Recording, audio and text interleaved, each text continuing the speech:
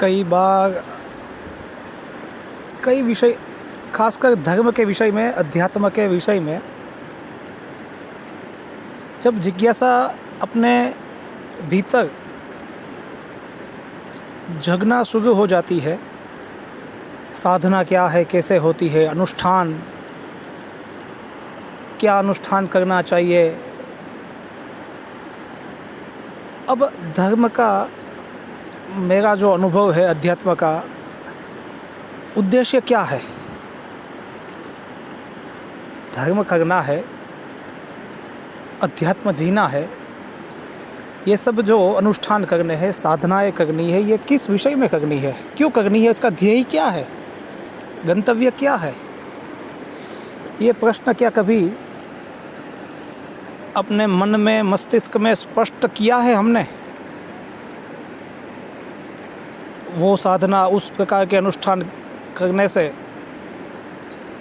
योगक्षेम की व्यवस्था होती है, यह फ़ायदा होता है, यह लाभ होता है, मोक्ष होता है, ये होता है, वो होता है, किसी ना किसी कुछ उद्देश्य।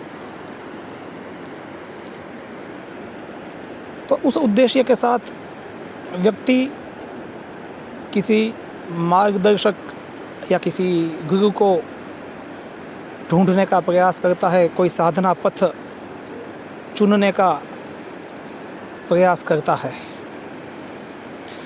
किंतु धर्म संपूर्ण में, अध्यात्म संपूर्ण में यदि देखा जाए तो क्या किसी भौतिक आकांक्षा को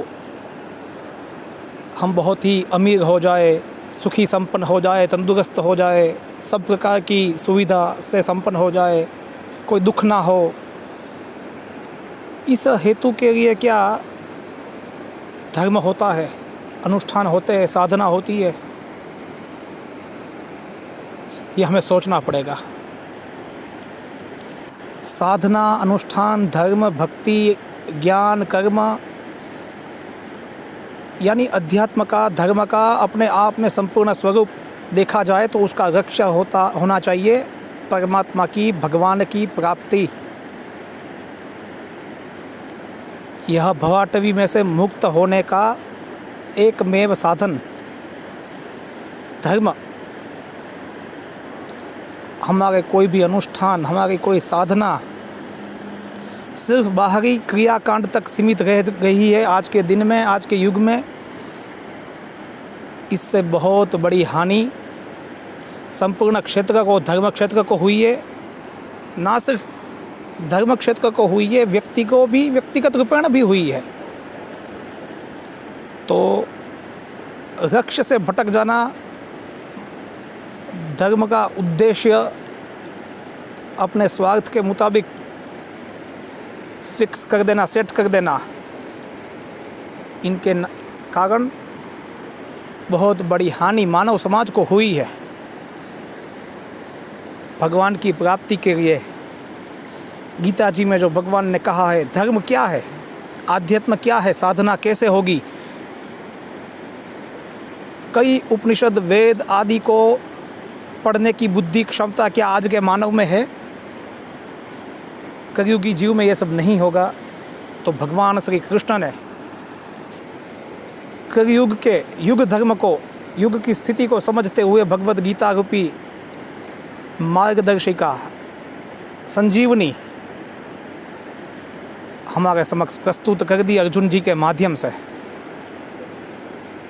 राग द्वेष से मुक्त होना, राग द्वेष से रहित जीना,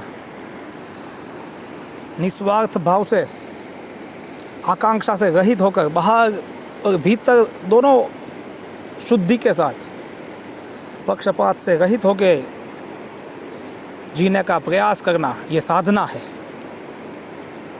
न कभी किसी भी स्थिति में हर्षित होना, ना द्वेष करना, ना शोक करना, ना दुखी होना, न किसी चीज़ की कामना करना, मिल गया ईश्वर इच्छा ये समझ के सम रहना, समभाव से रहना, शुभ या अशुभ सभी कर्मों का त्यागी बन के कर्म में ही अपना अधिकार समझ के जीना, यह अखंड प्रयास करते रहना ही अनुष्ठान है, मनुष्य की अखंड साधना है।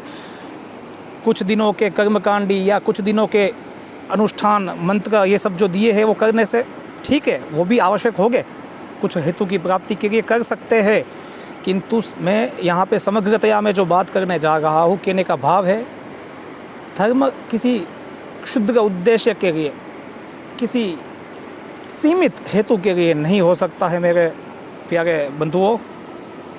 धर्म तो है भगवान के पास पहुँचने का मार्गदर्शन करने वाला सबसे श्रेष्ठ और एकमेव साधन। हर प्रकार से जागृति के साथ जीना, छोटी छोटी बातों में भी सावधान रहना, ये अनुष्ठान ही तो है, यही साधना है। साधना क्या, हम कहीं भी जीते हो, कोई भी जिम्मेदारी के साथ, सांसारिक हो या पारमार्थिक हो, किसी भी दायित्व में, किसी भी क्षेत्र में जब हम जीते हैं, तब हमसे भगवान श्री कृष्ण का, गीता का ज्ञान उपदेश हम आत्मसात करके जिए। हर क्षण ध्यान रखें, छोटी छोटी बातें हो या बड़ी बातें हो, क्रोध ना आ जाए, हर्ष शोक ना हो जाए, किसी से हमको दुख ना हो, सुख ना हो, हमारे से किसी को हानि ना हो जाए। इन छोटी छोटी बातों का सतत जागृति के साथ, सावधानी के साथ ध्यान रखना, यही तो साधना है, यही तो अनुष्ठान है। माँ गंगा की गोद में बैठ के मैं ये दो चार बातें कहने का प्रयास करने जा रहा हूँ, कर रहा हूँ। मैं भी ये सब उपदेश नहीं है, ये सत्य जो मैं समझा, मैं अनुभूति में, मेरे जीवन में जो मैं सीखा, वो आपके साथ में बांटने का प्रयास कर रहा हूँ। आपके साथ तो बांट के ही रहना चाहिए। तो ये जितनी भी अनुभूति है, अनुभव है, आपके साथ शेयर कर रहा हूँ।